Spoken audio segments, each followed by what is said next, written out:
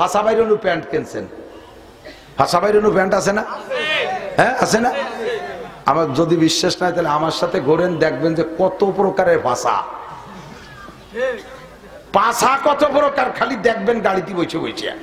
Pant একটা পরছে, যতটুক বেরোয় গেছে ভ্যানের পর বসে দেখছে ভ্যানে যাচ্ছে, আমার ড্রাইভার সেদিন কেউ দেন কায়দা দেন, আমি তো তুই দেখ, আমি দেখতে ও দেখলি তো কবি যাবো না। যদি পায়খানা করে দেয় ভ্যানে একটু মাখাবে না, ফাঁসা বার হয়ে গেছে নিচে, প্যান্টে তো মাখাবেই না। টাকাটা কামাই করছে হালাল ভাবে, কষ্ট করে ভ্যান চালায়, তাই দিয়ে একটা ল্যাংটা ভ্যান কিনছো। টাকা কামাই করছো কষ্ট করে হালাল টাকা, বেতনের টাকা দিয়ে বউরে শাড়ি কিনে দিছো, তাই দিয়ে বউর গা গেড়ে না, বউরে পোশাক দিছো, তাই দিয়ে গা গেড়ে না। কামাই করছো হালাল ভাবে, খরচ করছো হারাম ভাবে। 3 নম্বর ইমিগ্রেশন। 4 নম্বর ইমিগ্রেশন হলো তোমাকে জিজ্ঞেস করা হবে মাজা আমিলা বিমা আলিমা, কোনো কথায় নেকা শাস্তি পারবেন না। আল্লাহ এটা শুনি নেই, ওটা শুনি নেই, এটা জানি না, ওটা জানি না। আল্লাহর রহমতে কৌশল করিয়ে একেবারে ওয়াজ টেনে মরা পর্যন্ত মানব জীবনে শরীয়তের বিধান যা যা আছে আমি খুঁটে খুঁটে আমার বয়ানের মধ্যে সব বলছি। আমার ওয়াজগুলো ইউটিউব থেকে নামায় শুনবেন, ইনশাআল্লাহ গোটা জিন্দেগিতে যা লাগবে, জন্মের সময় কি, পেটে থাকতে কি, বিয়ে কি, প্রথম রাত্রে বোর সাথে কেমন আচরণ করতে হবে, তারপরে কি করতে হবে, এ সব করতেই লাস্টে প্রেসিডেন্ট প্রধানমন্ত্রী কিভাবে বেঁচতে যেতে পারবে, দোজখে যেতে পারবে, সব আমি ফাইনাল খেলা দিয়ে দিছি। তাআলা যেহেতু এই মাঠে আমাকে ব্যবহার করতেছেন, কাজেই মাঠে বসা যারা থাকে বা আমার মাইকের আওয়াজ যাদের কানে যায়, তারা যাতে এখান থেকে একটা বুঝ নিয়ে যেতে পারে, এই জাতীয় ফিকির নিয়েই কথা বলার চেষ্টা করি। এজন্য সকলের কাছে অবিরাম অনুরোধ থাকবে যে কথাগুলো শুরু থেকে শেষ পর্যন্ত বোঝার চেষ্টা করব, খুব খেয়াল করব। হুজুর পাক সাল্লাল্লাহু আলাইহি ওয়াসাল্লামের জীবনী, ইতিহাস, সিরাত, তাওয়ারিখ ইত্যাদি বলে তাফসীর এবং হাদিসের মধ্যে সব বিদ্যমান। কমবেশ আমরা যা পড়েছি এবং আমাদের বড় বড় আল্লামা, মহামুরব্বী, উলামায়ে কেরামের কাছ থেকে যা শুনেছি, শিখেছি, সেই হিসাবে আমরা যা জানি হুজুর আলাইহিস সালাতু ওয়াস সালাম রাত 1টা, 2টা, 3টে ফজর পর্যন্ত মাহফিল করছেন, বয়ান করছেন। অবশেষে খেচড়ি রান্না কান্না বান্না করে প্যাকেট প্যাকেট বাগযোগ করে খাইয়ে দিয়ে বাড়ি গেছে, এরকম কোনো ইতিহাস খুঁজে পাওয়া যাবে না, কোথাও নাই।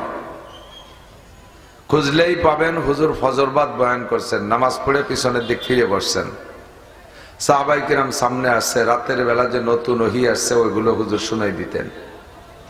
অথবা কোনো বিপদ আপদ বা ভালো কোনো সুখবর, দুঃসংবাদ আসলে জানা থাকলে জিবরাইলের মাধ্যমে বা অন্যকের মাধ্যমে সেটা উম্মতকে ফজরবাদ শুনাই দিতেন। আবার সারাদিন ব্যাপী যে কথাগুলো আসতো এগুলো মাগরিবের পরে শুনাই দিতেন, ঈশা পর্যন্ত। আর সবচেয়ে বেশি ভালো বয়ান করতেন জুমার দিন খুতবা।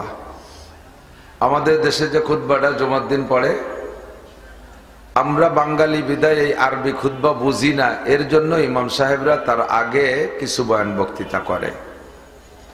আর আরবের মানুষ খুতবা আরবিতে হুজুর যা বলতেন বয়ানটা তারা বুঝে নিত, এজন্য আলাদা কোনো বয়ান নয়, খুতবাই বয়ান ছিল। তো হুজুর আলাইহিস সালাতু ওয়াস সালামের বয়ানের 3টে টাইম খুঁজে পেলাম। একটা হলো জুমার আগে খুতবা, আর একটা ফজর বাদ ইশরাক পর্যন্ত, আর একটা মাগরিব বাদ সর্বোচ্চ ঈশা পর্যন্ত। বয়ান নবী আলাইহিস সালাতু ওয়াস সালামের প্রত্যেকটা কাজই সুন্নাত, তো বয়ানও নবীর সুন্নাত। আর সুন্নাত যদি সুন্নতের মাপ মতো হয় তাহলে ওই সুন্নতের মধ্যে হিদায়াত, আর সুন্নতকে যদি ওভারটেক করে ফেলি তার নাম বেদাত। তার নাম কি? বেদাত। আর বেদাতের ভিতরে হিদায়াত নাই, বেদাতের ভিতরে হিদায়াত নাই। যার কারণে বহু মাহফিল তো করি বছরে, কোন কোন জায়গা যে দেখি এরকম রাত 1টা, 2টা, 3টে, 4টে ফজর পর্যন্ত করে। কেউ ঘুমায়, কেউ সজাগ থাকে, কেউ আসে, কেউ যায়, কেউ বাদাম খায়, কেউ চানাচুর খায়, মহিলা পুরুষদের প্যান্ডেলটা ভরা থাকে। অবশেষে ফজরের আগে বা পরে তবারক বিতরণ করে নিয়ে খাইতে খাইতে চলে যায়, অর্ধেক মানুষ নামাজ পড়ে না। এই মাহফিলের 5 পয়সারও দাম নাই। কতক্ষণ?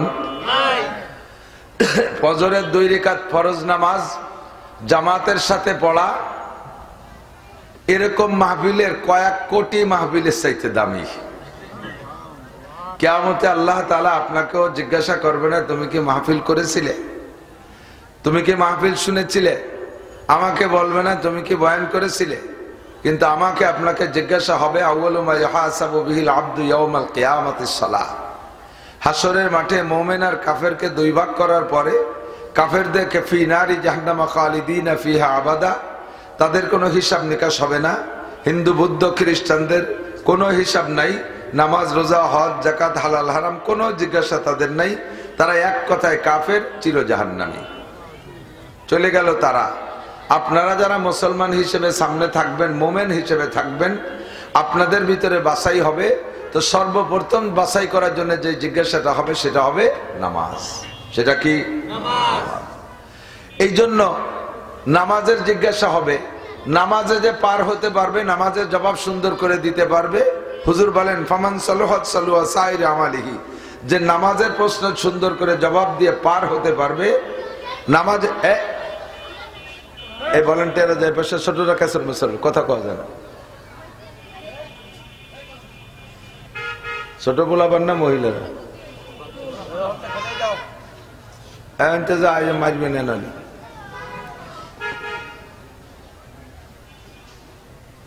যে ব্যক্তি নামাজের প্রশ্নের জবাব সুন্দর করে দিতে পারবে, নামাজের প্রশ্নের জবাব সুন্দর কিভাবে কন্ত পরিষ্কার ভাষায় বলে দেবেন আমি কোনোদিনও পড়ি নাই, এই সুন্দর জবাব হয়ে গেল। এই জব নাকি? যার আমল নামায় নামাজ সম্পূর্ণ পরিপূর্ণ থাকবে, এটি হলো সঠিক জব। সালহা সাইর আমালিহি, নবী পাক বলেন তার সব আমল সঠিক হয়ে যাবে, আর কোনো তাকে বাধায় রাখতে পারবে না। এজন্য আমাকে কিয়ামতে জিজ্ঞাসা হবে নামাজের। আমি যেই বয়ান করলাম নামাজের জন্য, সেই বয়ান করতে করতে যদি ফজরের নামাজ ছুটে যায়, এই বয়ানের এক পয়সারও দাম নাই। একিন আছে তো? বিশ্বাস আছে? এজন্য আমরা এই মাগরিবের পর পরই বয়ানের ব্যবস্থাটা সব জায়গায় নিয়ে আসতে পারলে সুন্দর হয়। ঘুমও হবে, নামাজও হবে, খাওয়াও হবে, শরীর স্বাস্থ্য ভালো থাকবে। কিন্তু এই টাইমটা আমরা নষ্ট করে ফেলি এলোমেলো কইরা, বাহিরের দাওয়াতি বক্তাদেরকে এই সময় দেই না। তো আল্লাহ পাক রব্বুল আলামিন আজকে বয়ানের একটা সুন্নতি টাইম আমাদেরকে অনুসরণ করে এই অঞ্চলের অনেকের চেয়ে আগে আগে আসার বসার তৌফিক দান করেছেন। এর জন্য শুকর আদায় করি আলহামদুলিল্লাহ। আবারও বলি আলহামদুলিল্লাহ। অনেকে আছে জায়গা ময়লা বিদায় কি নিচেই বসছেন না নাকি? উপরে বসলেই কিন্তু দাম বাড়ে না। মজলিসের আদব, একান্ত মুরব্বী যারা, যাদের নিচেই বসতে কষ্ট হয়, তারা ছাড়া এইভাবে পাইকারি ধরে চেয়ার দেওয়া ঠিক হয়নি। ওলা মানুষ যে চেয়ারে বসে, উপরে বসতে পারলেই দাম বাড়ে না। চর্মগুড়িয়ে যে দেখো মানুষ নিচে বান্দর গাছের উপরে। আমরা তো দাইঠে উপরে না বসলে মুখ দেখে না, তাইতে বসে উপরে বসছি, নিচেই বসলে দাম বাড়ে। কচড়ি উপর দিয়ে ভাসে, মানে মণিমুক্তা পানির নিচেই থাকে, ঠিক না? দামি জিনিস নিচেই থাকে। আপনারা সবাই আমার চাইতে দামি। আর আদবের খেয়াল রাখবো, ছোটরা মুরব্বীদেরকে প্রয়োজন হলে বসতে দেব। আল্লাহ পাক রব্বুল আলামিন আমাদেরকে বড় মায়া করে, দয়া করে, মহব্বত করে, ভালোবেসে সৃষ্টি করেছেন, বলি আলহামদুলিল্লাহ। মানুষকে সৃষ্টি করেছেন আল্লাহ তাআলা সোনা দিয়া, মিনহা খলাকনাকুম। মানুষ মাটি দিয়ে সময় পড়েন না?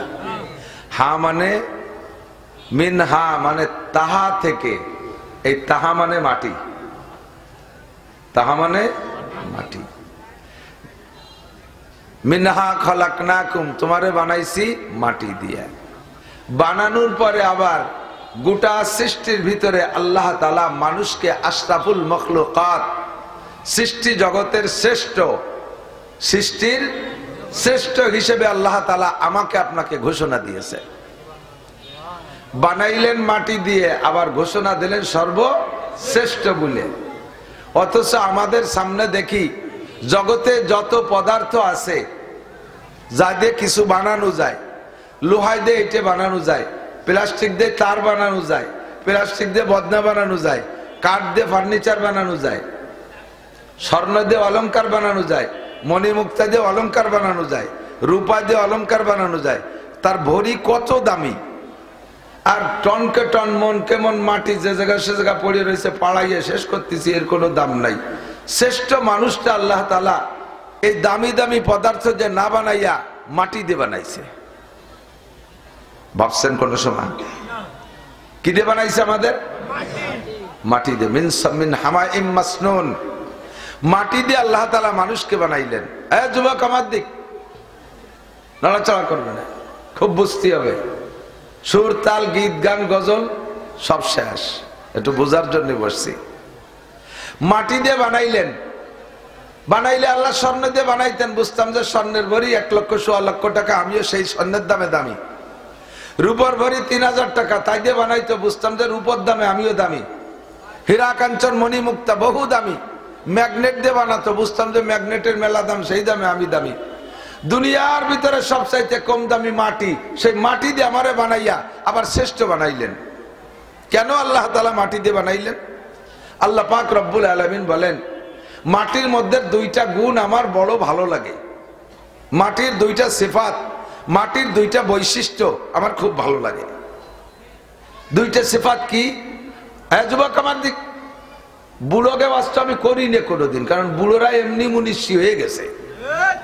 হাঁটুতি বল নাই, কোমরে জোর নাই, বাহুতি বল নাই। আগে দিনের বেলা তারা দেখতেন, রাতের বেলাও আস্তে কথা কবি, বেশি বাড়াবাড়ি করি, অত আমি চাই না, বুঝলি? তুই সে শুনতে কথাই কবি না। এখন দিনের বেলা বাথরুমের দরজা খুঁজে পাই না, কাজে কাজেই ভালো হয়ে গেছে, সব শেষ। সিংহের মতো শক্তি সাহস সব হয়ে গেছে গত, কোনো মতে আসবে সে আসি ভাই খ্যাকশিয়ালের মতো। এই জন্য বুড়োকে আজ করি না কোনো সময়। বুড়োরা এমনি অনাসে ভালো হয়ে গেছে, ঠ্যাং একখান কবরে চাকা পাংচার হয়ে গেছে, যে কোনো সময় মরে মরে বাপ এমনিতেই আল্লাহমুখী হয়ে যায়, এটা স্বাভাবিকভাবে। যুবকরা যারা সমাজ নষ্ট করে, বয়ানটা তাদেরই জন্য। তোমরা একটু লক্ষ্য করে শুনবা, কখনো এতে শুনবা না দেখি হুজুর কোনো ইয়ার্কির কথা বলে নাকি, তামাশার কথা বলে নাকি, হাসির কথা বলে নাকি, অন্য কোনো আমাদের মন চাহি কোনো কথা বলে নাকি, সেইটুক সব শুনবো আর হাসবো, তা না। আল্লাহ তাআলা যদি পছন্দ করে তোমার এই কলেজের থেকে নিয়ে স্টেজে বসাইতে পারে। আল্লাহ তাআলা যদি তোমারে মঞ্জুর করে বক্তা বানায় জাতির হিদায়াত দেবে, তাহলে তোমাকে ওই সিগারেট ফেলাইয়া তোমার হাতে কোরআন দিয়ে আল্লাহ তাআলা স্টেজে বসাই দিতে পারে। এজন্য সবকিছু পড়ে শেখা সম্ভব না, কিছু কিছু শুনিয়েও শিখতে হবে। আমরা অনেক কিতাবাদি পড়াশোনা করি আলহামদুলিল্লাহ, সেখান থেকে গুছাইয়া প্লেটে করে নিয়ে আসি। আল্লাহ তাআলা মানুষকে বানাইলেন কি দিয়া? মাটি দিয়া। শুধু মাটি না, চারটেই আছে। আবু বাতিশ কাকো বাদো বান্দা আন, আবু বাতিশ কাকো বাদো বান্দা আন, বা মানো তো মুর্দা বা হক জিন্দা আন। আগুন, পানি, মাটি, বাতাস, চারটে জিনিস দিয়ে আল্লাহ তাআলা মানুষ বানাইছে। তবে পরিমাণে মাটিটা একটু বেশি, বাতাসের পরিমাণ কম। বাতাস আছে মানুষের দেহের ভিতরে, শ্বাস প্রশ্বাস। আগুন আছে মানুষের দেহের ভিতরে, ভিতরে দুইটা বাল্ব আছে, ওই বাল্বে মানুষের ভিতরে হিট রাখে, তাই মানুষের শরীরটা গরম। ভিতরে আগুন না থাকলে গরম হলো কি করে? আর পানি তো আছেই আমাদের পরিচিত, রক্ত পানি, পেশাবও পানি, পেটের ভিতরে সব জায়গা পানি আছে। তবে চারটের ভিতরে মাটির পরিমাণ বেশি। এই জন্য ওয়ালিল হুকমে আকসারুল কুল, আরবিতে একটা উসুল বলে বেশিরভাগ, অর্থাৎ সংখ্যাগরিষ্ঠতার দিক থেকেই রেজাল্ট দেওয়া হয়। সেই হিসেবে মাটি বেশি, তাই আল্লাহ বলেন মাটি থেকে তোমারে বানাইছি। স্বর্ণ দিয়ে বানাইতে পারতাম, রূপা দিয়ে বানাইতে পারতাম, দামি দামি পদার্থ দিয়ে বানাইতে পারতাম, কিছু দিয়ে না বানাইয়া মাটি দিয়ে বানাইলাম কেন? কয় অন্যান্য সব পদার্থের ভিতরে পজিটিভের চাইতে নেগেটিভ বেশি আছে, পজিটিভের চাইতে নেগেটিভ বেশি আছে। যেমন তুমি স্বর্ণকে পছন্দ করো, স্বর্ণের ভিতরে অহংকার ভরা। যার কাছে যত বেশি স্বর্ণ থাকে তার ভিতরে তো অহংকার থাকে। যেই মহিলার গায়ে অলংকার বেশি থাকে, অলংকার বিহীন মহিলাদের উপরে তার অহংকারও বেশি থাকে। কথা বলেন ঠিক কি ঠিক না? স্বর্ণের ভিতরে অহংকার আছে, রূপার ভিতরে অহংকার আছে, মণিমুক্তার ভিতরে অহংকার আছে, হীরা কাঞ্চনের মধ্যে অহংকার আছে। আগুনের পরিমাণ তোমার মধ্যে বেশি দেই নাই কেন? আগুনের ভিতরে আছে খেয়ানত, আগুনের ভিতরে আছে অহংকার। আগুনের গতি থাকে ঊর্ধ্বমুখী, আর আগুনের গতি থাকে ঊর্ধ্বমুখী, আর আগুনের ভিতরে খেয়ানত আছে। ওর মধ্যে যা দাও তারে পুড়ায় জ্বালায় ছাই ভস্ম করে দেয়। মাটির ভিতরে দুইটা গুণ আমার বড় ভালো লাগে। একটা হলো মাটি ধৈর্যশীল, মাটির ভিতরে সহনশীলতা। মাটি বড় ভদ্র, জীবন ভরে মাটির উপরে টনকে টন মনকে মন বুঝাই দেই, কোনোদিন মাটিতে বিরক্ত বোধ করে না। মাটির উপর দিয়ে হাঁটি, মাটিরে কাটি, মাটি কাইটা পুকুর খনন করি। তো 50 বছর পুকুর বানায় ব্যবহার করার পরে আবার ওইটাকে ড্রেজার দিয়ে ভরাট করে দিয়ে তার উপরে 30 তলা বিল্ডিং উঠাইয়ে দেয়। কোনোদিন মাটিতে মুখ খুলে কয় না, মানুষ তুমি বড় নিষ্ঠুর, এতদিন আমারে ব্যবহার করেছো, ড্রেজার দিয়ে আমারে পুকুর খনন কইরা আর এসকোভেটার দিয়ে পুকুর কাটছো, আমারে কি পরিমাণ ক্ষত বিক্ষত করেছো, আবার তুমি কত বড় নিষ্ঠুর, এতদিন আমাকে ব্যবহার করার পরে এত তলা দালান আমার মাথার উপরে উঠাই দিলে। তুমি মানুষ 2 মণ 5 মণ বহন করতে পারো না, আমার পরে এত বোঝা কেন দাও? লাঙ্গল দিয়ে সইসা মাটিটারে কিভাবে সৌসির করে ফেলাই, তার গায়ে কি ব্যথা লাগে না? অবশ্যই তার ব্যথা লাগে। কোনোদিনও মানুষের উপরে মানুষের সাথে তর্ক লাগায় না। এই ধৈর্য আর সহ্য আর ভদ্রতা মাটির মধ্যে আছে। 2 নম্বর গুণ মাটির ভিতরে আমানতদারি। মাটির একটা ধান দিলে মাটিতে 700 ধান দেয়।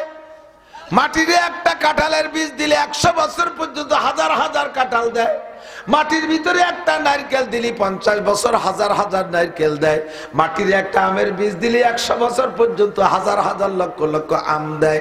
ওর ভিতরে যা দেয়া হয় সে তার ভিতরে বাড়াইয়া দেয়। এই বরকত আর আমানতদারির যোগ্যতা মাটির মধ্যে। আল্লাহকে এই 2টে গুণই আমার কাছে ভালো লাগে। আদব তাজস্তে আজ লুৎফে ইলাহি বেনে বরসার বেরো হার যাকে খাই। ভদ্রতা বড় দামি জিনিস, নম্রতা বড় দামি জিনিস, শিষ্টাচার বড় দামি জিনিস, বিনয় বড় দামি জিনিস। মান তাযা লিল্লাহ রাফাহুল্লাহ, যে আল্লাহর জন্য নিজেকে নিজে মিটাইয়া দেয়, আল্লাহ তাআলা তাকে বড় বানাইয়া দেয়। কেশরা রঞ্জুর সাজো জারে জার তাতুরা বীরু কুনা দাজ ইশতিহার। মাটির মতো নিজেকে মিটাইয়া দাও, তাহলে মাটি যেমন দামি হয়ে গেছে, আশরাফুল মখলুকাত সৃষ্টি করেছে আল্লাহ, ওই মাটি দিয়া ফেরেশতার চাইতে মানুষের দাম বেশি, জিনের চাইতে মানুষের দাম বেশি, আল্লাহু আকবার, আসমানের চাইতে মানুষের দাম বেশি, চন্দ্র সূর্যের চাইতে মানুষের দাম বেশি। এমনকি আল্লাহর রাসূল বলেন কাবা ঘরের চাইতে মানুষের দাম বেশি। বলবেন না সুবহানাল্লাহ? যদি কোন মুসলমান আর একজন মুসলমানের এগেইনস্টে মিথ্যা মামলা দেয়, মিথ্যা সাক্ষী দেয়, মিথ্যা মামলা দেয়, মিথ্যা সাক্ষী দেয়, একজন মুসলমান আর একজন মুসলমানের এগেইনস্টে মিথ্যা মামলা দেয় বা মিথ্যা মামলায় সাক্ষী দেয়, তাহলে সে কি পরিমাণ অপরাধ করেছে? আল্লাহর কাবা ঘরের সাথে শত্রুতাই করে 36 বার ভেঙে ফেললে যেই গুনাহ, একবার মিথ্যা সাক্ষী দিলে সেই গুনাহ। একজন মুমিনের ইজ্জত, একজন মুমিনের সম্মান কাবা ঘরের 36 বারের চাইতে দামি। ও দোস্ত, মানুষের ভিতরে 2টে গুণ আল্লাহ পাক কামনা করেন। 1 নম্বরে ভদ্র হবা, নম্র হবা, বিনয়ী হবা।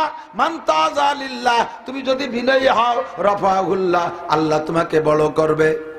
মান তাযা ফাহুয়া ফি নাফসিহি সগীর, যে ব্যক্তি নিজেকে নিজে ছোট জানে, নিজেকে নিজে ছোট জানে, বিনয়ী করে, সে নিজের কাছে নিজে ছোট। অফি আয়ুনিন নাসে কাবীর, আল্লাহ তাআলা তাকে মানুষের চোখে বড় বানাইয়া দেয়। ওয়ামান তাকাব্বারা, আর যে অহংকার করে, সেম কোয়ালিটি অফ মিস্টার ইবলিস।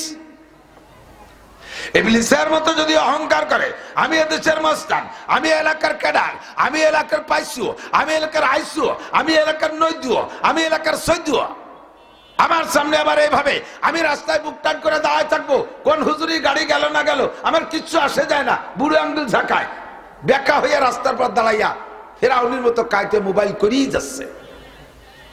একজন ভালো মানুষ আসছে, হরেন দিচ্ছে, শোনেই না। আমরা এলাকা,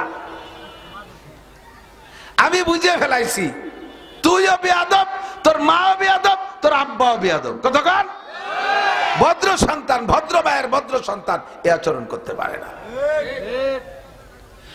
ইবলিসকে বানাইছে আল্লাহ কোন বলে, কোন শব্দ দিয়ে? শয়তান বানাইছে। শয়তান বানাইতে আল্লাহ হাত দেয় নাই, জিন বানাইতে আল্লাহ হাত দেয় নাই, ফেরেশতা বানাইতে আল্লাহ হাত ব্যবহার করে নাই। আসমান বানাইতে আল্লাহ হাত ব্যবহার করে নাই, সূর্য বানাইতে আল্লাহ হাত ব্যবহার করে নাই, চন্দ্র বানাইতে হাত ব্যবহার করে নাই, কোন সৃষ্টির পিছনে আল্লাহ হাত ব্যবহার করে নাই। এ যুবক তুমি ভালো করে শুনে নাও, 5টা জিনিস বানাইছে আল্লাহ হাত দিয়া, তার নিজের হাত দিয়ে বানাইছে 5টা।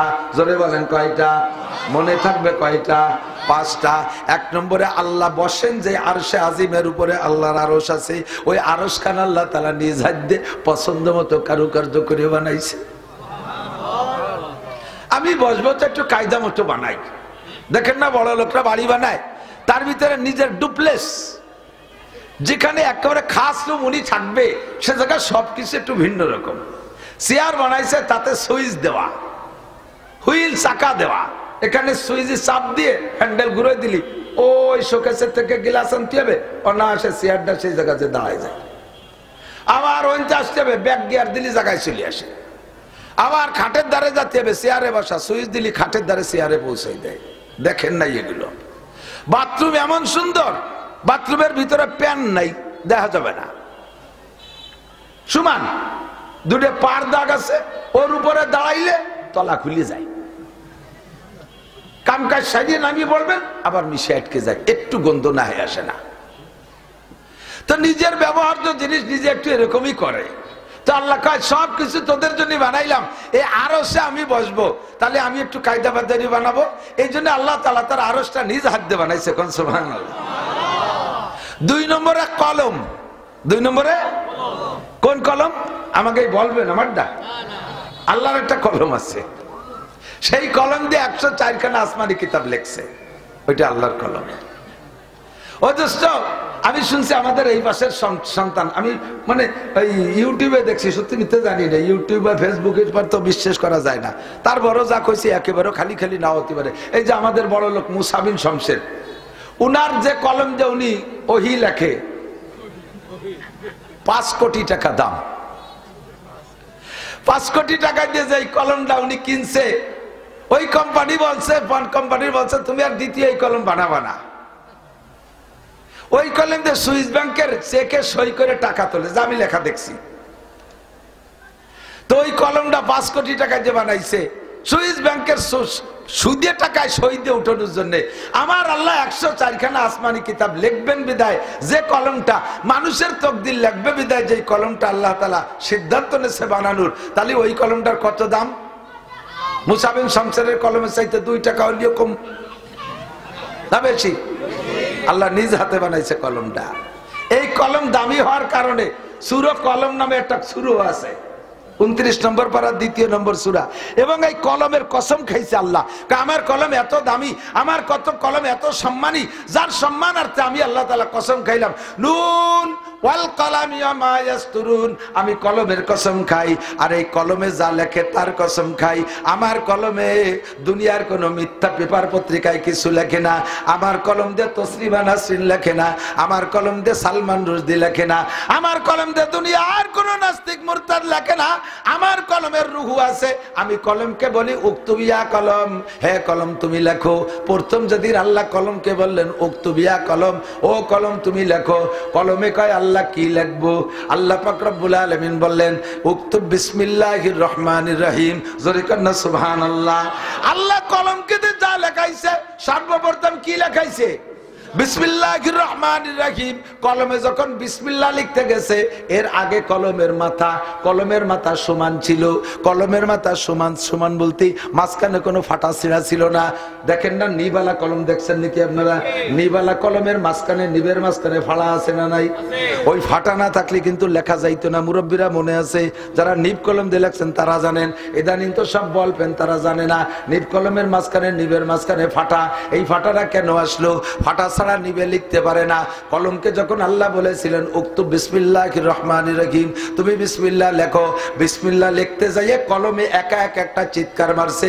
একটা চিৎকার মাইরা তার কলমের নিবের মাথাটা ফাইটা 2 ভাগ হয়ে গেছে। ফাকাতাবা বিসমিল্লাহির রহমানির রহিম, এরপরে বিসমিল্লাহ লিখলো কলমে।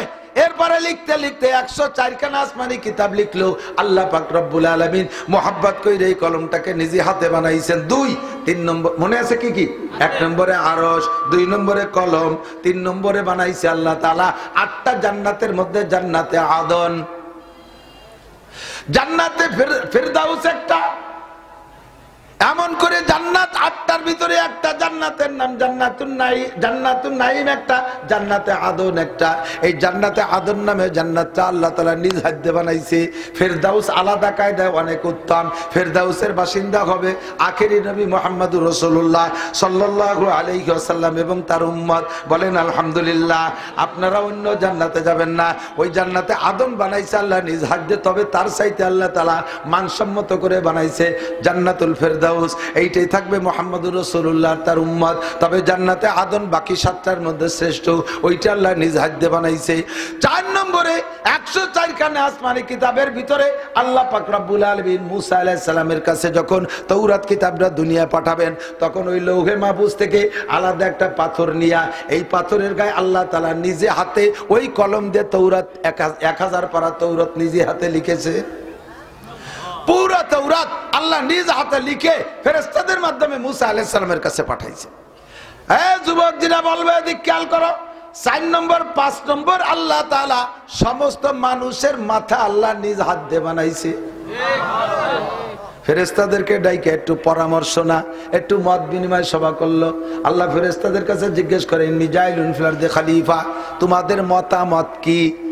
এদিক আল্লাহ তাআলা ফেরেশতাদের কাছে আদমরে বানানোর পরামর্শ চাই নেই, বুঝেন নাই কেন? তাই কি বসাইছে কি তিনি গিয়া কয় যে পরামর্শ হলো, পুলিশের যে কষ্ট করতে এত কষ্ট হয় না, মানুষকে পরিচালনা করতে যত কষ্ট তার চেয়ে কয়েক হাজার গুণ কষ্ট হচ্ছে ফেরেশতারা জিনদের পরিচালনায়।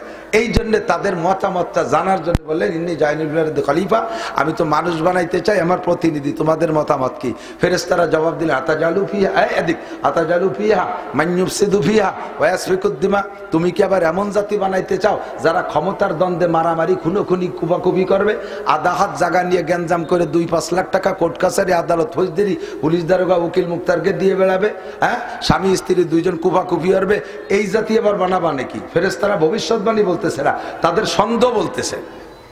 তো আল্লাহ পাক রব্বুল আলামিন ফেরেশতাদেরকে বললে, এরপরে ফেরেশতারা কয়, আপনারা যদি একটা আগায় বসেন, পিছনে লোক বেশি হয়ে যাচ্ছে, জয় আগায় বসেন, আর না পিছনে যারা আইছে জায়গা পাচ্ছে না তাকে চলে যাওয়ার অনুমতি দেন। ওনারা চলে যাবে নাকি?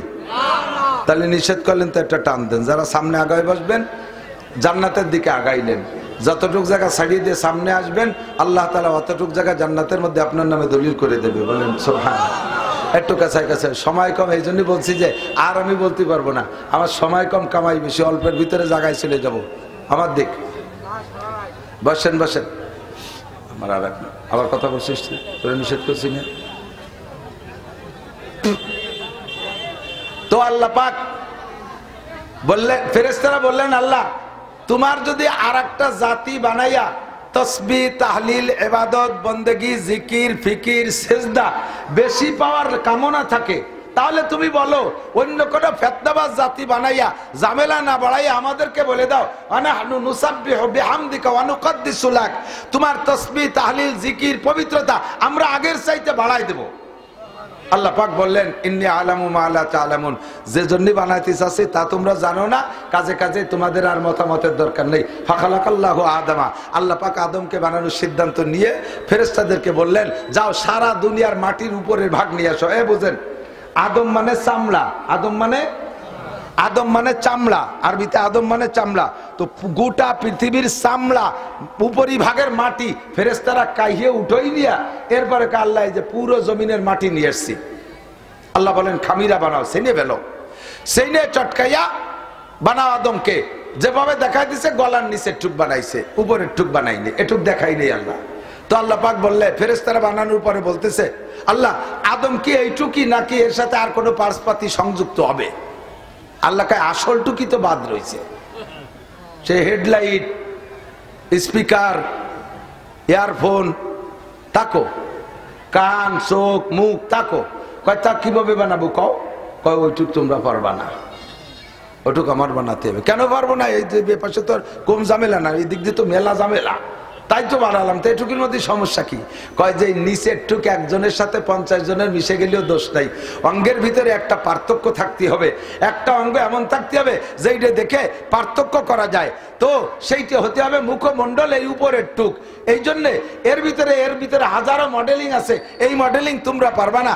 একে টাইমে পৃথিবী 1000 কোটি মানুষ থাকবে, একটা মানুষের সাথে আর একটা মানুষের মুখমণ্ডল চেহারা মিলবে না, এই পার্থক্য তোমরা পারবা না। কাজে এই উপরের টুক আমার নিজে হাতে বানাইতে হবে।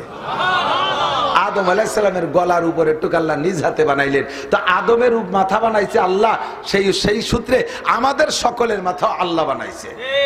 কাজেই আমাদের সবাইকে কে বানাইছে? আল্লাহ তাআলা নিজ হাতে বানাইছে। এবার আল্লাহ বলেন, দিক তাকাও, যে যার পিছনে যার পরিশ্রম বেশি, মেহনত বেশি, কষ্ট বেশি, তার প্রতি তার দরদও ঠিক না? মাঝে মাঝে বলে থাকি, এক যুবক সেই ছিঁড়া স্যান্ডেল, চামড়ার স্যান্ডেল এক জোড়া বছর 5 আগে কিনছে, তা ওই মুসির দোকানে নিয়ে পাল্টাতি জোড়াতে তার মূল বডি নাই, জোড়াই নিয়ে চামড়ায় দিয়ে পরে স্যান্ডেল হয়ে গেছে। সেই স্যান্ডেল 12,000 টাকা দামের একটা শালের কুনাই দিয়ে স্যান্ডেল মুছতেছে। তারা জিজ্ঞেস করা হলো, এই যে ছিঁড়া স্যান্ডেল এত দামি কাশ্মীরি শাল দিয়ে মুছিস, শাল কারা স্যান্ডেল কার? কয় যে স্যান্ডেল জোড়া আমি ভ্যান চালাই অনেক কষ্ট করে 300 টাকা দিয়ে কিনছি। আরে শাল দেশে হলো আমার শ্বশুর, শাল দেশে শ্বশুর, শ্বশুরের দেওয়া 12,000 টাকা দামের শাল, ওর পিছনে তো তার মেহনত নাই।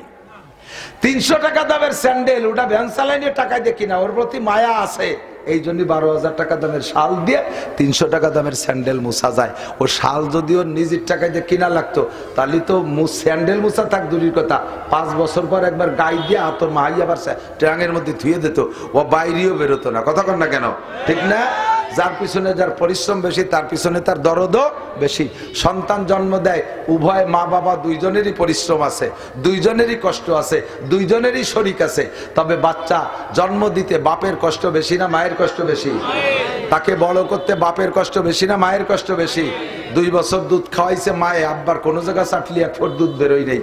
এরপরে ডেলিভারি যন্ত্রণা উপভোগ করছে মা, এরপরে তার পিছনে গুমুদ সাফ করা সব করছে মা, রাতের বেলা ঘুমোই নেই মা। বাপ তো জন্ম দিয়েও সৌদি আরব চলে গেছে, আসার পরে 4 বছর পর আব্বা ডাক শুনবে এই লোভ করে চলে আইছে। এ পর্যন্ত বড় বানাতে মার উড়ুম্বার হয়ে গেছে। কথা কন না কেন?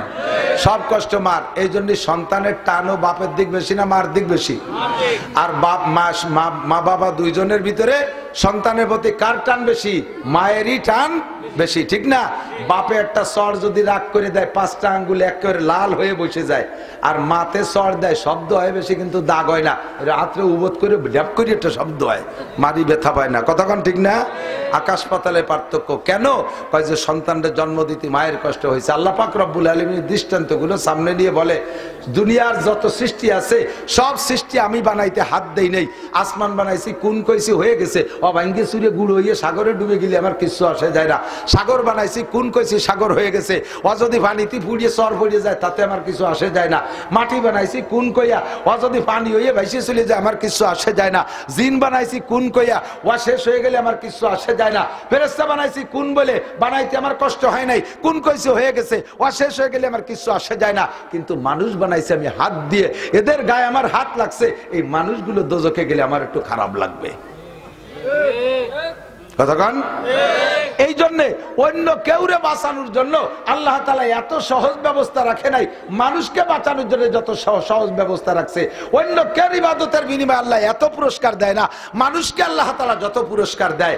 মানুষের সারা জিন্দেগি গুনাহ করবে, আল্লাহ পাক রব্বুল আলামিন দরজা খোলা রেখেছে, আল্লাহ পাক খোলা রেখেছে।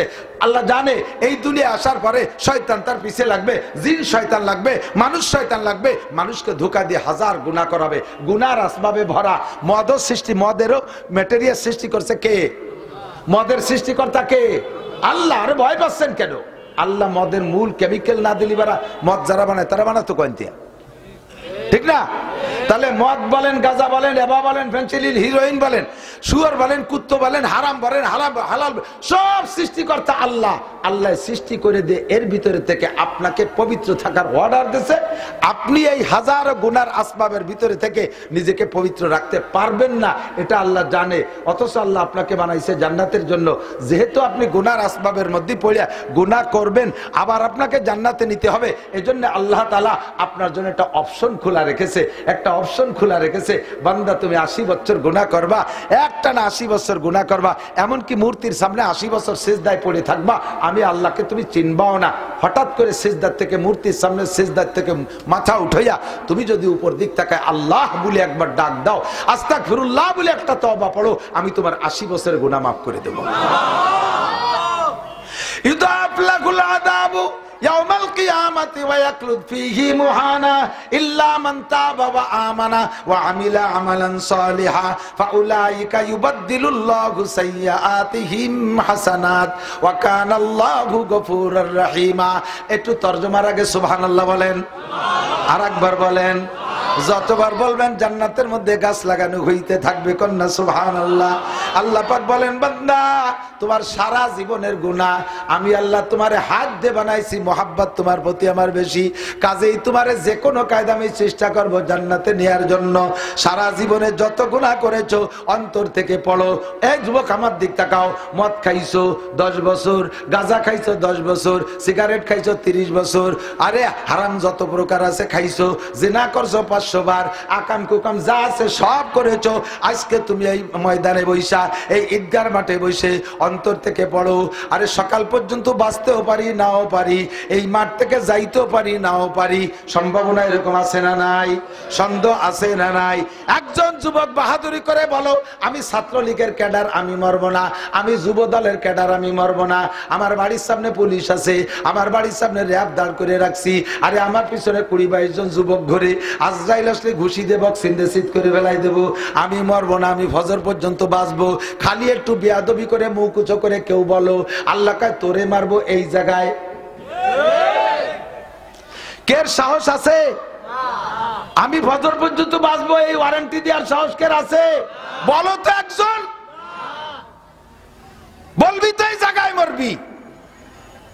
যেহেতু আমার হায়াতের গ্যারান্টি নাই, মরণের গ্যারান্টি 100, আমি ফজর পর্যন্ত বাঁচবো না, জিন্দেগিতে বার নাই, কম করি নাই, মালিকের সামনে কিভাবে মুখ দেখাই, মালিকের সামনে কিভাবে মুখ দেখাবো, কত প্রকার গুনাহ করছি, মুখখান নিয়ে কিভাবে যে আল্লাহর সামনে দাঁড়াবো, আমাকে তো দাঁড়াইতেই হবে, মালিকের সামনে অতিক্রম কইরা জান্নাতে যাইতে হবে। জান্নাতে যাওয়ার আগে 4টে ইমিগ্রেশন। জোরে বলেন কয়টা? ইমিগ্রেশন বোঝেন তো? সবাই বোঝেন না, ইমিগ্রেশন বোঝেন না। বিমানে যাইয়ে, বিমানে উঠতে, এয়ারপোর্টে ঢুকে বিমান পর্যন্ত যাইতে যে চেক পোস্ট, ওরে বিমান এয়ারপোর্টের পরিভাষায় বলে ইমিগ্রেশন। 4টে ঘাটি এই ইমিগ্রেশন আছে, ওখানে 4টা। 1 নম্বর ইমিগ্রেশনে আপনার পাসপোর্ট চেক করবে, 2 নম্বর ইমিগ্রেশনে আপনার টিকিট চেক করবে, 3 নম্বর ইমিগ্রেশনে আপনার মাল ব্যাগেজ চেক করবে, 4 নম্বর ইমিগ্রেশনে আপনার বডি চেক করবে।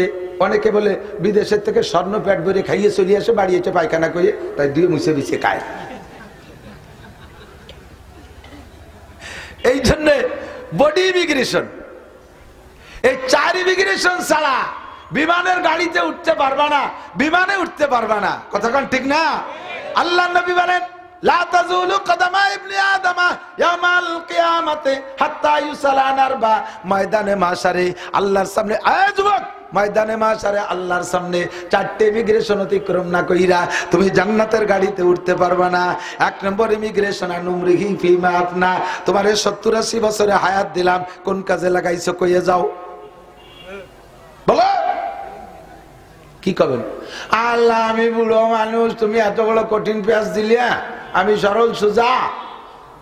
আল্লাহ কয় তুমি সরল সুজা তো 10টা সাল মেয়ে বানাইলে কি রে? সুজা মানুষ কিছু বুঝবে না, তো বুঝলে কে? তুমি এত সরল, এই মাঠে 10 বিঘে জমি তুমি ফাঁকি ফুকি দিয়ে হিন্দুকে তার ডিসিআর কাটিয়া দলিল করলে, অবুঝলে কিভাবে? তুমি এত সরল, ক্রিমিনালি আর এক দলে ঠকাই দিয়ে মেম্বার হইলে, তা বুঝলে কি রে? তুমি এত সরল, তুমি দুনিয়ার আকাম কুকাম করে এই রোডে তোমার মাল দিয়ে হয়েছে, এই রাস্তা বানাতি, তার ভিতরে তো অর্ধেক মাল খাই ফেলাই দিচ্ছ, তা বুঝলে কি রে? তুমি সুজা, তুমি সুজা, রুকুতি গেলি সুজা, ভালো রে সুজা না, বাড়োই তোমার কুড়া বানানো হবে। আনুমরি ফিমা আফলা 70 বছরের হিসাব কেউ দিতে পারবো না। আজকে মঙ্গলবার, মঙ্গলবার গেল না? গত মঙ্গলবারে সকালে কি খাইছেন কার মনে আছে? 99% মানুষ তাড়াতাড়ি কইতে পারবে না, অনেক ভাবা লাগবে। আমার তো আজ সকালে কি খাইছি তাও মনে নাই। এক সপ্তাহের হিসাব দিতে পারবো না, গোটা জিন্দেগির হিসাব আল্লাহর কাছে দেয়া লাগবে। এ মহিলা পর্দার আড়ালে বসা, আল্লাহর কাছে হিসাব দেওয়া লাগবে, আল্লাহর কসম হিসাব দেওয়া লাগবে। খুদার 99 নামের কসমকে বলি, 1 নম্বর ইমিগ্রেশনে তোমার গোটা জিন্দেগির হিসাব দেওয়া লাগবে। কতটুক ভালো কাজ করেছো, কতটুক মন্দ কাজ করেছো, চার দোকানে কতটুক লাগাইছো, মসজিদে কতটুক কাটাইছো, সিনেমা হলে কতটুক লাগাইছো, আরে মাদ্রাসায় কতটুক সময় দিয়েছো, জারি যাত্রা, করসা, গাজির গান, গুণযাত্রা, বাউল গান, ভাব গান, বিচার গান, আর ওই সমস্ত বাবার গানের দরবারে মাজারে আড্ডা লাগাইয়া কতটুক লাগাইছো, আর মাহফিলের মধ্যে কতটুক সময় দিয়েছো, তবলিগের মধ্যে কতটুক সময় দিয়েছো। আরে ইংরেজি বাংলা অঙ্ক পড়ার জন্য 20টা বছর স্কুল কলেজ ইউনিভার্সিটিতে সময় দিয়েছিস, আল্লাহর কোরআন পড়ার জন্য কতটুক সময় দিয়েছিস? একটু জবাব দিয়ে যা। আল্লাহর কোরআন পড়ার জন্য কতটুক সময় দিয়েছো? জবাব চাইলে কেউ জবাব দিতে পারবো না? বলেন পারবেন? আরে আর জায়গাটা কি জায়গা? আল্লাহর সামনে দাঁড়াইয়া। কার সামনে? আল্লাহু আকবার। এই যে এই আওয়ামী লীগের এই 16 বছরের আগে, তার আগে ছিলেন না ফখরুদ্দিন, ইয়াজউদ্দিন, মঈনুদ্দিন সরকার। স্যার শেষ সময় তো ওসি, শুনিয়ে দেন খেলা কারে কয়। 3 উদ্দিন, কয়উদ্দিন? ফখরুদ্দিন, ইয়াজউদ্দিন, মঈনুদ্দিন। ইয়াজউদ্দিন প্রেসিডেন্ট, ফখরুদ্দিন তত্ত্বাবধায়ক সরকার প্রধান, আর মঈনুদ্দিন সেনা প্রধান। এই 3 উদ্দিনের বাংলাদেশ। 3 উদ্দিনের সামনে বাংলাদেশের সব উদ্দিনের হিসেব। বয়তে অনেকে হিজরত করে ইন্ডিয়া চলে গেছে। 2 দল, আওয়ামী লীগ, বিএনপি। 7 দোয়াতে তলিরাটি, খালি আওয়ামী লীগের শব্দ। সে সময় কত বেটারা ধরা পড়ছে, আমরা চিনি না সবাই রে। কথা কন না কেন? অধিকার যাচ্ছি রে। তবে এতটুকু জানা আছে, এই 3 উদ্দিনের কাছে আওয়ামী লীগ, বিএনপি সব বাগা বাগা নেতারা হিসাবে যে ধরা খাইছে। ফখরুদ্দিনের কাছে কি নামাজের হিসেব দিতে হয়েছে? উনি কি জিজ্ঞেস করছে, এই মিয়া নামাজ পড়ছে কয়েকত? রোজা, হজ, যাকাত, কুরবানি, টুপি, দাড়ি, কোনটা না।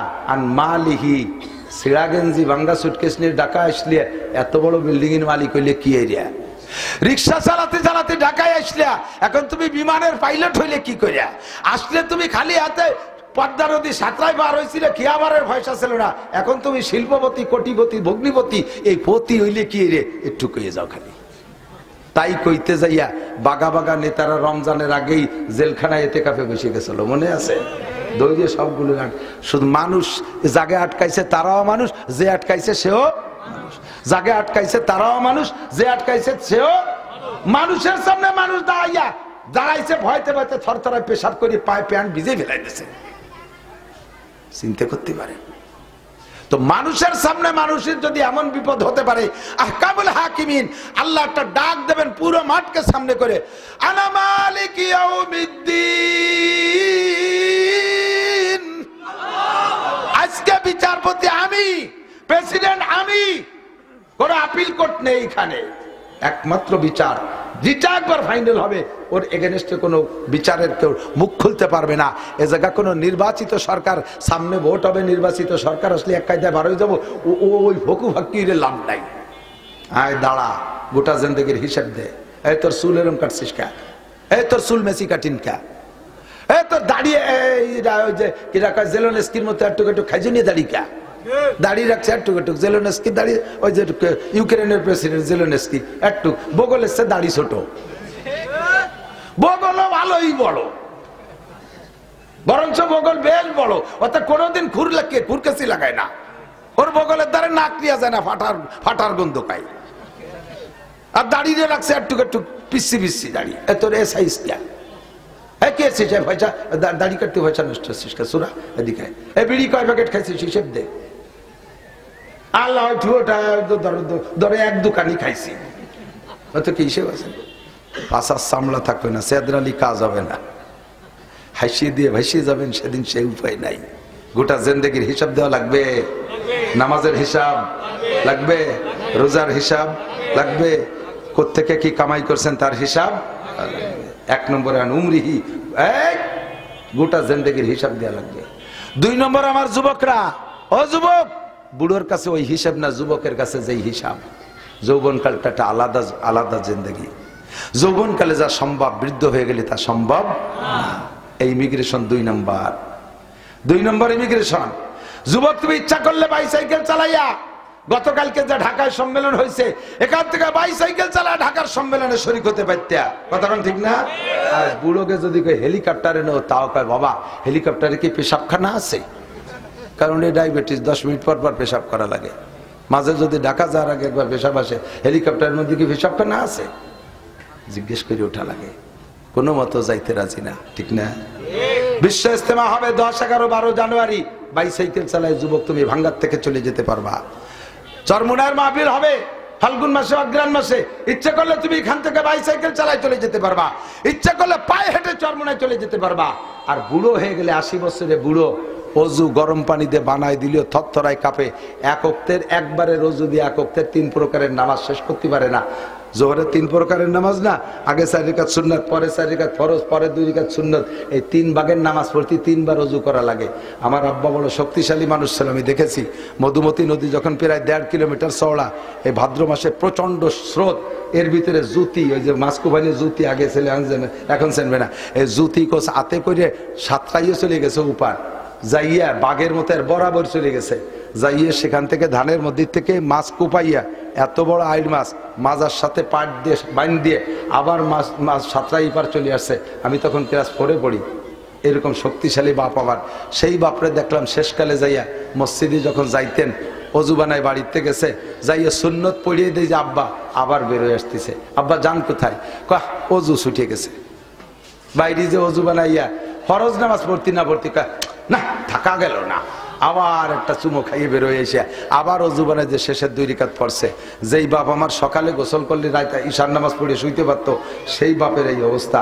আর এ জামানার যুবকরা, তোমরা তো আল্লাহর ফজলে ফেসবুক আর ল্যাংটা ছবি দেখতে দেখতে তোমরা ডায়াবেটিস হয়ে গেছো। 16, 18, 20 বছরেই তোমরা আর ওকাল পর্যন্ত টিকতে পারবা না। কাজে ইবাদত করলে এখন করো, ভালো হলে এখন হও, যৌবন কালটাকে কাজে লাগাও। আন উমরিহি ফিমা আফনা ওয়া আন শাবাবিহি ফিমা আবলা। 2 নম্বর ইমিগ্রেশন, তোমার যৌবন কাল সম্পর্কে জিজ্ঞাসা করা হবে। 3 নম্বরে আন মালিহি মিন আইনা ইকতাসাবা ফিমা আনফাকা, মাল সম্পর্কে জিজ্ঞাসা করা হবে। এই তুমি এত টাকা দিয়ে মসজিদ বানাই দিলে, টাকা পাইলে কোথায়? টাকা পাইলে কোথায়? বেতন তোমার 50,000 টাকা, অথচ তুমি 50 লাখ টাকা দিয়ে মসজিদ বানাই দিলে। এই টাকা তোমার জন্য কি আসমান থেকে আলাদা অ্যাকাউন্টে নাজিল হয় নাকি? কোত্থেকে পাইলা? তোমার কাছে হারাম টাকার মসজিদ চাই নেই, হারাম টাকার মাদ্রাসা চাই নেই, হারাম টাকার ঈদগাহ চাই নেই। কথা বলেন ঠিক ঠিক না? তোমার কাছ থেকে হারাম টাকার হজ চাই নেই, হারাম টাকার যাকাত চাই নেই, হারাম টাকার কুরবানি চাই নেই।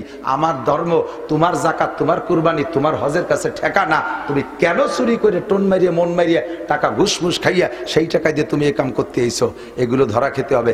আবার কামাই করছেন হালাল ভাবে, সারাদিন ভ্যান চালাইছে, সারাদিন ভ্যান চালাইছে, মাথার গাম পায়ে চলে গেছে।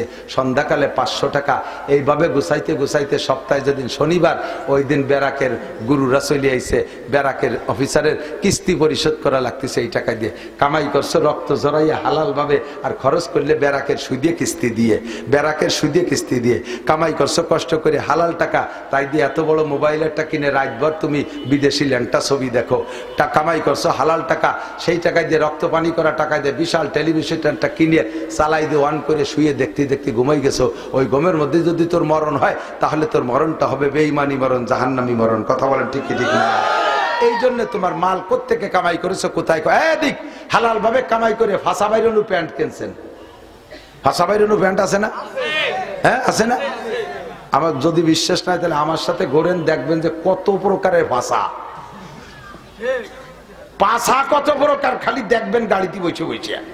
প্যান্ট একটা পরছে, যাকটুক বেরোয় গেছে, ভ্যানের পর বসে দেখছে ভ্যানে যাচ্ছে। আমার ড্রাইভার সেদিন হুজুর দেন, কায়দা দেন। আমি তো তুই দেখ, আমি দেখতে হবে, ও দেখলি তো কবি যাবো না। যদি পায়খানা করে দেয়, ভ্যানে একটু মাখাবে না, ফাঁসা বার হয়ে গেছে নিচে, প্যান্টে তো মাখাবেই না। টাকাটা কামাই করছো হালাল ভাবে কষ্ট করে, ভ্যান চালায়, তাই দিয়ে একটা ল্যাংটা ভ্যান কিনছো।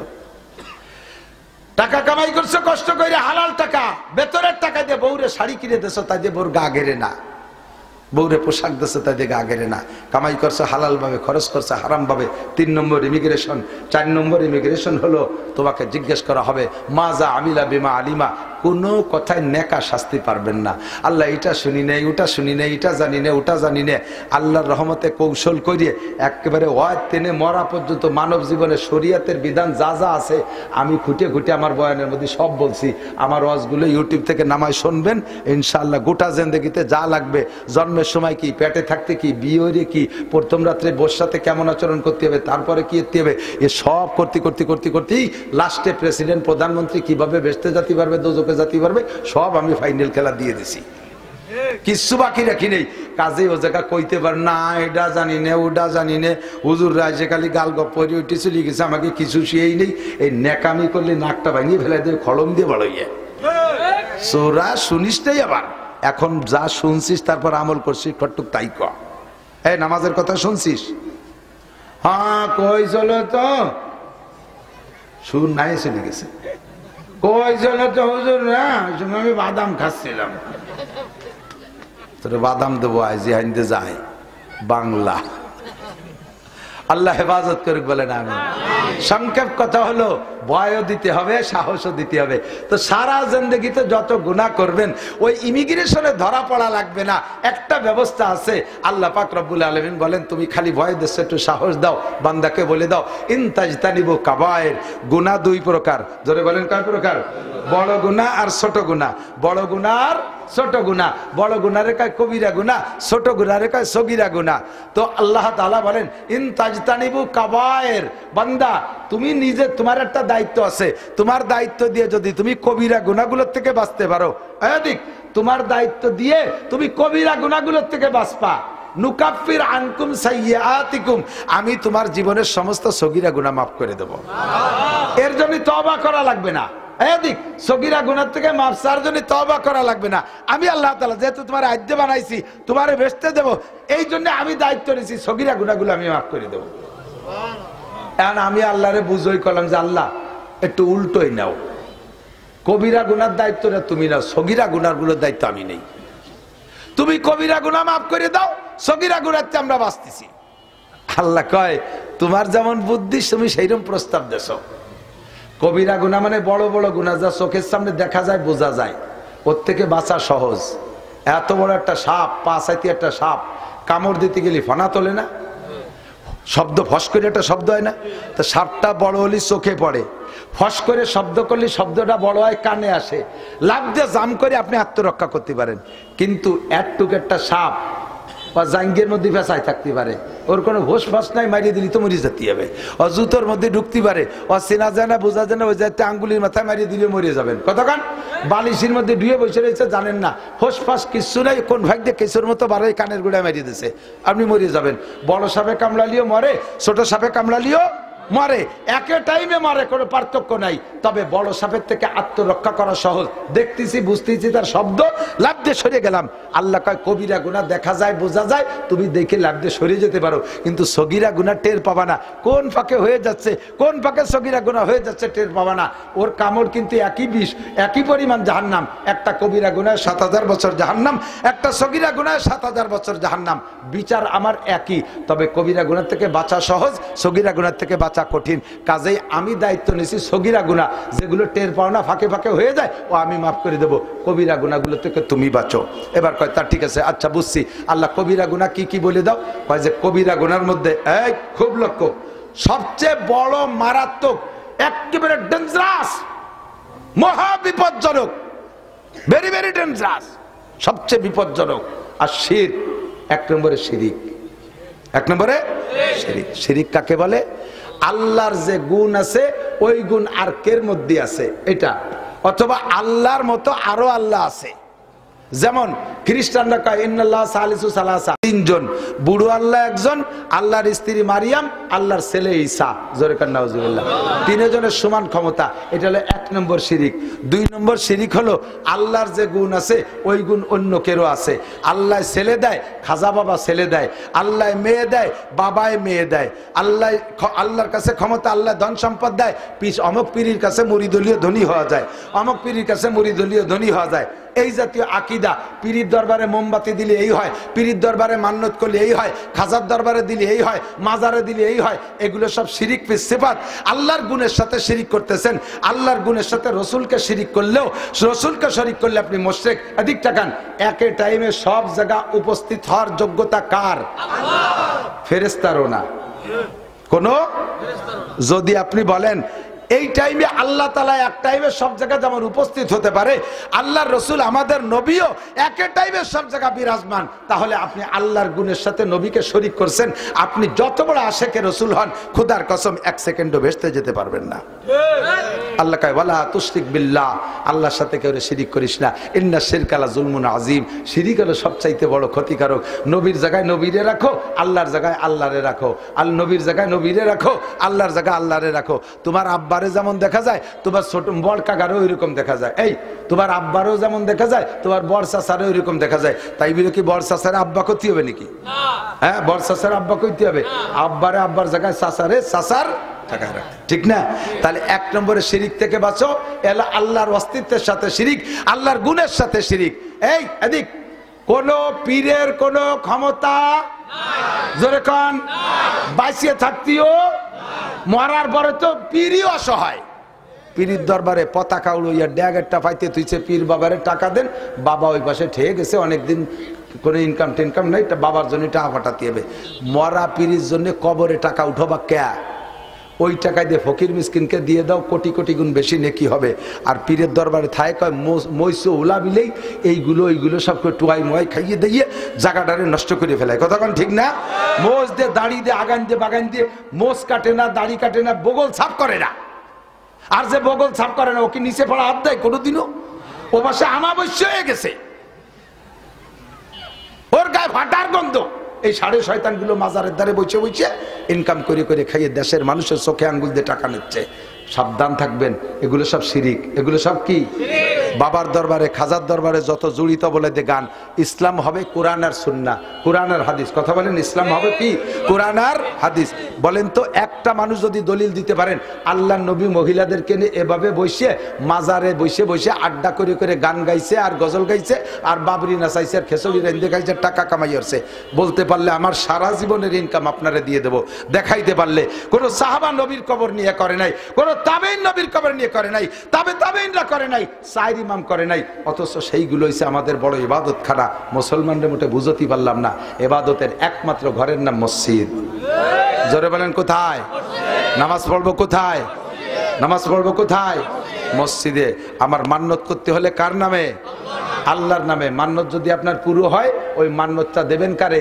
কোনো পীর সাহেবরে দেবেন না। রসুলের রওজায় দিলেও শিরিকের গুনাহ হবে। সদর সাহেবের নামে মান্নত করলে শিরিক হবে। আরে পীর সাহেবের নামে মান্নত করলে যেমন শিরিক হবে, রসুলের নামেও যদি মান্নত করেন তাও শিরিক হবে। ওই জায়গাও দেওয়া যাবে না। অনেকে মান্নত করে যে আমার যদি ছেলে হয় তাহলে কাবা ঘরে মোমবাতি দেব। কাবা ঘরে মোমবাতি জ্বালানোর কোনো জায়গা নাই। সে জায়গা 24 ঘন্টা যে লাইট, তোমারও মোমবাতি জ্বালাইবি, জায়গা নষ্ট হতে নিয়ে। আমার কাছে, আমি কয়বার হজে গেছি, আমার কাছে কাবা ঘরের মোমবাতি চা দিয়ে দিছে, কয় বিটি। আমি আর প্রথমবার যাই আমি সে মোমবাতি জ্বালাবো কোন জায়গা তাই খুঁজতেছি। পরে মসজিদের খাদেম যারা, তাকে বললাম যে আমাকে বাংলাদেশে তো বিটিরা তো এরকম কাবা ঘরের মোমবাতি, মানে আমি তো গুটি খানিক নিয়ে আইছি, কোন জায়গা জ্বালাতে হবে? কয় যে ওয়াই জায়গা জ্বালানো যাবে না, কখনো ভৈর মিসকিনটা দিয়েছেন যার যার ঘরে নিয়ে জ্বালাবে। এই সমস্তগুলো মসজিদে দেওয়া যাবে না, মসজিদের নামেও মান্নত করা যাবে না। আমার যদি আল্লাহ যদি আমার একটা ছেলে দেয়, তাহলে মসজিদে আমি সিন্নি দেব, মসজিদে সিন্নি দেব, বা মসজিদে 5000 টাকা দেব। এই টাকা মসজিদের কোনো জায়গা খরচ করতে পারবেন না। ওটা মান্নতের টাকা, মসজিদে ব্যবহার করা যাবে না। ওটা ওই মহল্লার গরিবদের ভিতরে বন্টন করে দিতে হবে, গরিবদের ভিতরে। এই সমস্ত শিরিক থেকে বাঁচতে হবে। যে কোনো বাউল গানের যত গান আছে, সম্পূর্ণ গান হারাম। ওর সাথে বাজনা আছে, নারী পুরুষ একসাথে লাফায় ফালায় গায়, এগুলো সব জোরে বলেন কি? সবাই বলেন কি? আজকের মাহফিলের থেকে একটা রেজাল্ট স্থায়ীভাবে নিয়ে রাখতে হবে। সেটা হলো পাক্কা প্রতিজ্ঞা করো, আমার প্রাণপ্রিয় যুবকরা, যুবক বন্ধুরা, তোমরা একটু হাত দেখাবা। আমাদের এই সমাজে কোনো প্রকারের গান বাজনা, ড্যাক্স বক্স, বাউল গান, ভাব গান, বিচার গান, গাজির গান, গুণযাত্রা, কোনো প্রকারের গান আমরা এই সমাজে হতে দেব না। এ ব্যাপারে যুবকরা কারা কারা সোচ্চার থাকবে? কারা রেডি? ইনশাআল্লাহ সামনে থেকে এগুলো প্রতিহত করবো। তোমরা প্রতিহত করবা ইনশাআল্লাহ। আল্লাহ তাআলা সমাজকে পবিত্র করুক। 2 নম্বর হলো, 2 নম্বর, বুড়োরা তো মসজিদে যাই, নামাজটা মসজিদে ভর্তি হবে। কোন জায়গা? আল্লাহ পাক বলেন সগীরা গুনাহ যে মাফ করি, এর মাপের মাধ্যম আছে, একেবারে খালি খালি মাফ করি তা না। কোরআন শরীফের আয়াতে বলেন ওয়া আকিমিস সালাত, আমাদিক ওয়া আকিমিস সালাতা তারাফাইন নাহারি ওয়া যুলাফাম মিনাল লাইল ইন্নাল হাসানাতি ইউযহি। একটু সাউন্ড দিয়ে আমার গলা বসে যাচ্ছে, বুঝিস নে? বুঝি যাচ্ছি। 5 ওয়াক্ত এদিক যত সগীরা গুনাহ আছে, এই সগীরা গুনাহ মাফ করার জন্য 3টা ইবাদত রাখছে। কয়টা? একটু মুখস্থ, কয়টা? 3টে। 1 নম্বরে as-সালাওয়াতুল খামস, 5 ওয়াক্ত নামাজ। আমি বহুবার দেখাইছি, আমার হাতের ফিকারের দিক তাকান। প্রত্যেকের হাতের আঙ্গুলরে ফাঁকা করলে এইরকমই ফাঁকা হবে, সব ফাঁকাগুলো সমান না। এইটাতে এইটার মাথা একটু দূর বেশি না, এরপরে এগুলো কাছাকাছি, ঠিক না? এইটা ফজর, এইটা জোহর, মাঝারি ফাঁকা। আসর, মাগরিব, ঈশা ছোট ছোট ফাঁকা। ঈশা যদি এইটা আর এইটা যদি ফজর হয়, তাহলে সারা রাতে লম্বা ফাঁকা না? 5 আঙ্গুলের মাঝখানের ফাঁকার যে সিস্টেম, 5 ওয়াক্ত নামাজের মাঝের ফাঁকারও সেই সিস্টেম। আল্লাহ নবী বলেন as-সালাওয়াতুল খামস। তোমার সগীরা গুনাহগুলো আল্লাহ মাফ করবে, একেবারে ফিরি ফিরি না, একটু কাজ করা লাগবে। 1 নম্বরে 5 ওয়াক্ত নামাজ পড়ো, 2 নামাজের মাঝখানে যত সগীরা গুনাহ হবে 5 ওয়াক্ত নামাজে সব খেয়ে ফেলবে, একটা গুনাহ থাকবে না। 1 নম্বর। 2 নম্বরে আল জুমআতু ইলাল জুমআ, গত জুমায় নামাজ পড়ছেন, আগামী জুমায় নামাজ পড়বেন, মাঝখানে কয়দিন? আবার বলেন, সব মিথ্যেবাদী। শুক্রবার বাদ দিলে কয়দিন থাকে? দেখেছেন, সময় নাই বলে খেপাতেই পারলাম না। হুজুররা এত দল কে? জীবন ভরে 7 দিনই সপ্তাহ গুনতেছেন, আমি কলাম এই শুক্রবার ওই শুক্রবার মাঝে কয়দিন, সবাই কয়ে দিলেন 7 দিন। এক জীবন ভরে দেখতেছেন, তারপরেও মাঝখানে 6 দিন না 7 দিনের মধ্যে পেঁয়াজ বেরিয়ে গেছে। যাজ্ঞ দরকার নাই, মাঝখানে কয়দিন? 6 দিন। এই 6 দিনে যত গুনাহ হবে 2 শুক্রবারের জুমার নামাজে আল্লাহ সব শেষ করে দিলেন। 2। 3 নম্বর হলো রমাজান ইলা রমাজান, গত রমজানে রোজা রাখছেন, আগামী রমজানে রোজা রাখবেন। মাঝখানে কয় মাস? মাঝখানে 11 মাস। মাশাআল্লাহ, চালাক হয়ে গেছে, টের পাইছে। মাঝখানে 11 মাস। এই 11 মাসে যত গুনাহ হবে 2 রমজানে সব খেয়ে সাফ করে ফেলাবে। বলবেন না সুবহানাল্লাহ? আরে না, সুবহানাল্লাহ কেন কইনি জানেন? যদি বলতাম যে নেকি হবে তাহলে একটু খুশি হতো, কিন্তু গুনাহ মাফ হবে এটারে কিছু মনে করতেছে না।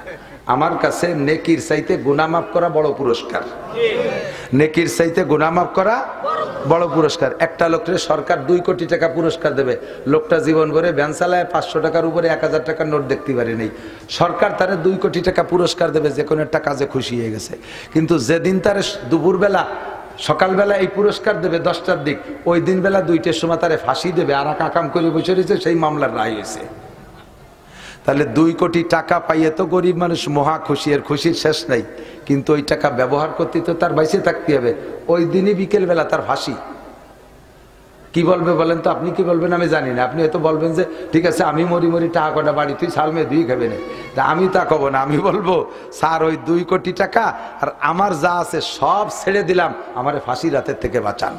কথা কন না কেন? আমার কোটি কোটি টাকার চাইতে আমার জীবনের দাম বেশি, আমার জান্নাতের চাইতে আমার জাহান্নাম থেকে বাঁচার দাম বেশি, আমার নেকির চাইতে আমার গুনাহ থেকে বাঁচার দাম বেশি। আপনাকে 3 প্রকার ইবাদতের মাধ্যমে আল্লাহ মাঝের সমস্ত সগীরা গুনাহ মাফ করে দিবেন। এখন আপনি বাঙালি কায়দায় চালাকি করে যদি কোন যে 2 রমজানের রোজা রাখলে যদি মাঝখানের 11 মাসের গুনাহ মাফ হয়ে যায়, তাই তো জুমার নামাজও লাগতেছে না, ওক্তীয় নামাজও লাগতেছে না। হ্যাঁ, 2 রমজানেই তো 11 মাস সাফ, তা ভাকে কুসো ইবাদত করতে যাবো কে? নবী কয় আমার ইবাদতের সিরিয়াল আমি কি বলছি? as-সালাওয়াতুল খামস। এদিক 1 নম্বরে রাখছি 5 ওয়াক্ত নামাজ, তারপরে 2 নম্বরে জুমা। 2 জুমায় মাঝখানের 6 দিনের গুনাহ মাফ হওয়ার জন্য শর্ত হলো আগে তোমার আমলনামায় 5 ওয়াক্ত নামাজ থাকতে হবে। 2 রমজানে 11 মাসের গুনাহ মাফ হওয়ার জন্য মাঝখানে 2 প্রকারের ইবাদত থাকতে হবে, ডেইলি 5 ওয়াক্ত আর 2 শুক্রবার, এভাবে 52 শুক্রবার তোমার আমলনামায় থাকতে হবে। তাহলেই 2 রমজানে কাজ করবে। নইলে তুমি 2 রমজানের রোজা রেখে সারা বছর গদগদ করে বেড়াইলে, শুয়োরের মতো আকাম করে বেড়াইলে, আর তোমারে ফিরি 2 রমজানে মাফ করে, অত দায় ঠেই নেই আল্লাহ। কত টাকা? কাজেই আমার এখন থেকে প্রতিজ্ঞা হতে হবে, আমাকে আল্লাহ তাআলা যেহেতু কবিরা গুনাহ মাফ করে সগীরা গুনাহ নিজ গুণে মাফ করে দিয়েছেন, তো কবিরা গুনাহ থেকে আমাকে বাঁচতে হবে। 1 নম্বরে শিরিক করব না, 2 নম্বরে কুফরি গুনাহ করব না। কুফরি কি? আল্লাহর নিয়ামত খেয়ে ব্যবহার করে আল্লাহর শুকর না করার নামই হলো কুফরি। ভাত খাইয়া একের ডেক সাথে গাড় করে ডেক সাথে সাথে চলে যাচ্ছে, আলহামদুলিল্লাহ জম্মের খাইছে, গলা সমান খাইছে, খাইয়ে শুকর আদায় করেন, আলহামদুলিল্লাহ বলেন। আরো কি কয়, না এটা রান্দা ভালো হয়নি, উডার মধ্যে হলু নুন হয়নি, তেল বেশি হয়ে গেছে, মাছে আসছে গন্ধ, এ শুয়োরটা এত খালি কে,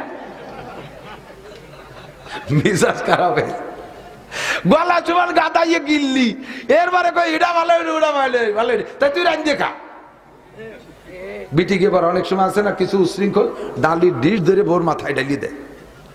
কালকেও কইছে আমার ওই জায়গা একটা ভ্যানালা আছিল, একটু সরল সোজা ক্লাসে, তো ওই বিজয় ভাষার মোড়ে তামাগদিক ভ্যান চালায়, ও ওর গতিতে চলে কচ্ছপের মতো, জোরে করলেও জোরে চলে না, আস্তে করলেও জোরে চলে না, ওইভাবেই চলে। তার দুইটে মহিলা উঠছে, উঠিয়ে যাচ্ছে, তা ওরা একটু ব্যস্ত করছে, বাড়ি একটু জোরে চালা, বাড়ি একটু জোরে চালা, ও কান দেয় না। আর কইতে কইতে ডাঙ্গার মাঝখানে, বিলির মাঝখানের দিক যে জায়গায় রাস্তা, ওই জায়গা যাই ওরে করছে কি জোরে চালাবি নে, ও ভ্যান ব্রেক করে নামে কয় তোরা চালা,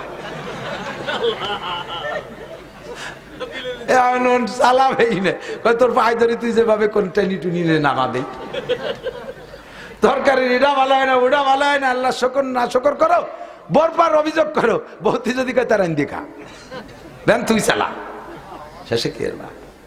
এগুলো বলা যাবে না। সব নিয়ামত কার? ছেলে ভালো দেশে কে, মেয়ে ভালো দেশে কে, বউরা ভালো হয়েছে বলেন আলহামদুলিল্লাহ, চোখ দিয়ে দেহি আনতি আয়, আর বেটার হলো চোখ বন্ধেরই আনছে। তোমার কপাল ভালো, আল্লাহ দেশে শকর আদায় যে ভালো বউ পাইছো।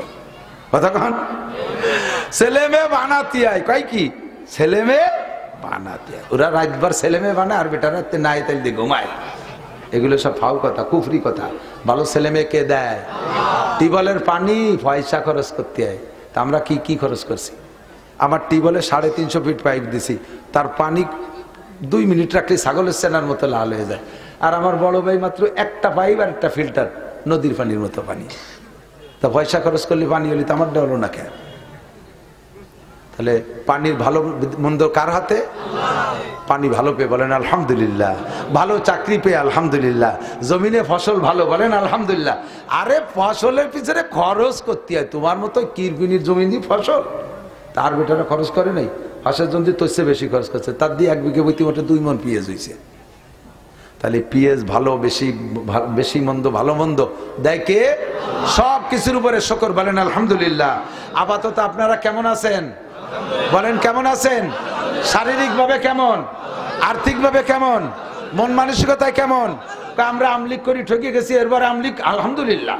হ্যাঁ বলেন আলহামদুলিল্লাহ। শিক্ষার দরকার আছে, অন্যায় করেন নাই তা না, শিক্ষার দরকার আছে। আবার এখানের উপরে এখন যারা অন্যায় করতেছেন তারাও এখান থেকে শিখে রেখেন, এখান থেকে শিখে রেখেন, এখান থেকে শিখে রেখেন। ফাতাবিরু ইয়া উলিল আবসার।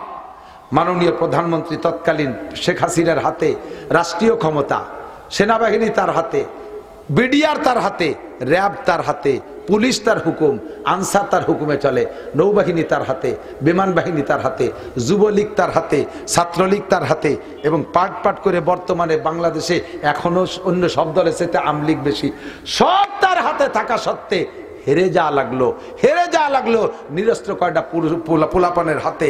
এখান থেকে এখন যারা অন্যায় করতেছো তারাও শিক্ষা নিয়ে রেখো, এত কিছু থাকার পরেও যদি হেরে যাইতে হয় তাহলে সামান্য কিছু নিয়ে তোমরা জিততে পারবা না।